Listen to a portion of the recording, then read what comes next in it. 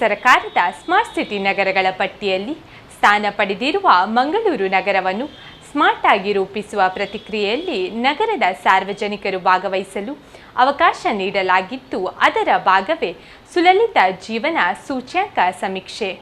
ಮಂಗಳೂರು ನಗರ ಒಂದು ಸುಂದರ ಕರಾವಳಿ ಪ್ರದೇಶವಾಗಿದೆ.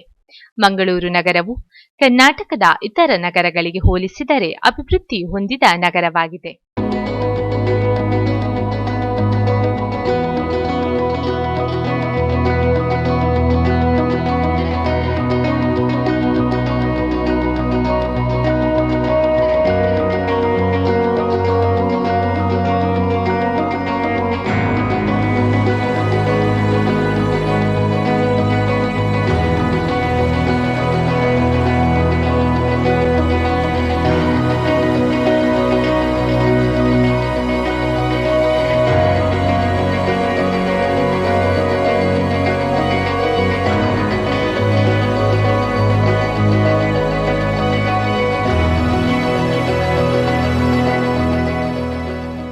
ಮಂಗಳೂರು ಶಿಕ್ಷಣ, ಆರೋಗ್ಯ ಮತ್ತು ಬ್ಯಾಂಕಿಂಗ್ನಲ್ಲಿ ತನ್ನದೇ ಸಾಧನೆಗೆ ಹೆಸರುವಾಸಿಯಾಗಿದೆ ಮತ್ತು ಅತಿ ಹೆಚ್ಚು ಸಾಕ್ಷರತಾ ಪ್ರಮಾಣವನ್ನು ಹೊಂದಿರುವ ನಗರವೂ ಹೌದು.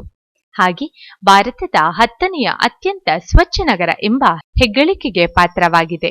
ಈ ನಗರ ಎಲ್ಲ ಕ್ಷೇತ್ರದಲ್ಲಿ ತನ್ನದೇ ಆದ ಸಾಧನೆಯನ್ನು ತೋರಿಸಿದ ನಗರವಾಗಿದ್ದು, ಉತ್ತಮ ಪ್ರವಾಸಿ ಆಕರ್ಷಣೆಗಳ ಸ್ಥಳಗಳಾದ ಪಣಂಬೂರು, ತಣ್ಣೀರ್ಬಾವಿ, ಸೋಮೇಶ್ವರ ಕಡಲ ತೀರ, ಮಾಲ್ಗಳು, ಪ್ರಸಿದ್ಧ ದೇವಸ್ಥಾನ ಮತ್ತು ದೈವಸ್ಥಾನಗಳು, ಚರ್ಚ್ಗಳು, ಮಸೀದಿಗಳನ್ನು ಒಳಗೊಂಡಿದ್ದು, ಹಾಗೆ ಮಂಗಳೂರು ಬಂದರು ಭಾರತದ ಅಗ್ರ 10 ಬಂದರುಗಳಲ್ಲಿ ಒಂದಾಗಿದೆ.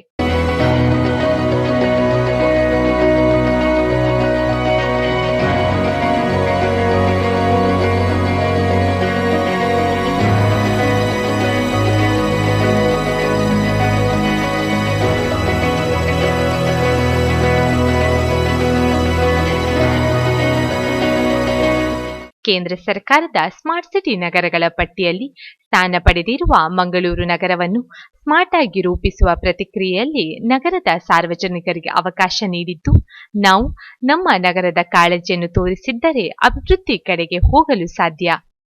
ಫೆಬ್ರವರಿ 1ರಿಂದ ಆರಂಭವಾಗಿರುವ ಈ ಸಮೀಕ್ಷೆ ಫೆಬ್ರವರಿ 20ರಂದು ಕೊನೆಗೊಳ್ಳಲಿದೆ.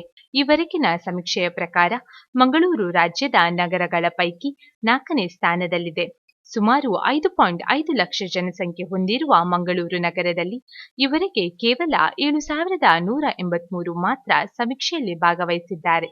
ಕನಿಷ್ಠ 10,000 ಮಂದಿ ಭಾಗವಹಿಸಬೇಕು ಎನ್ನುವುದು ಮಂಗಳೂರು ಸ್ಮಾರ್ಟ್ ಸಿಟಿಯ ಸಂಸ್ಥೆಯ ಗುರಿಯಾಗಿತ್ತು. ಭಾರತ ಸರ್ಕಾರದ ಸ್ಮಾರ್ಟ್ ಸಿಟಿ ಮಿಷನ್ ನಗರಗಳ ಪ್ರಮುಖ ಮೂಲಸೌಕರ್ಯಗಳನ್ನು ಒದಗಿಸುವ ಹಾಗೂ ನಾಗರಿಕರಿಗೆ ಯೋಗ್ಯವಾದ ಸುಲಲಿತ ಜೀವನ ಮಟ್ಟ, ಸ್ವಚ್ಛ ಮತ್ತು ಸುಸ್ಥಿರ ಪರಿಸರ, ಉತ್ತಮ ಪರಿಹಾರಗಳಿಗೆ ಅನ್ವಯಿಸುವ ನಗರಗಳನ್ನು ಉತ್ತೇಜಿಸುವ ಉದ್ದೇಶ ಹೊಂದಿದೆ. 2017ರ ಸಮೀಕ್ಷೆಯಲ್ಲಿ 100 ಸ್ಮಾರ್ಟ್ ಸಿಟಿ ನಗರಗಳಲ್ಲಿ ಮಂಗಳೂರು ನಗರ 41ನೇ ಸ್ಥಾನದಲ್ಲಿತ್ತು.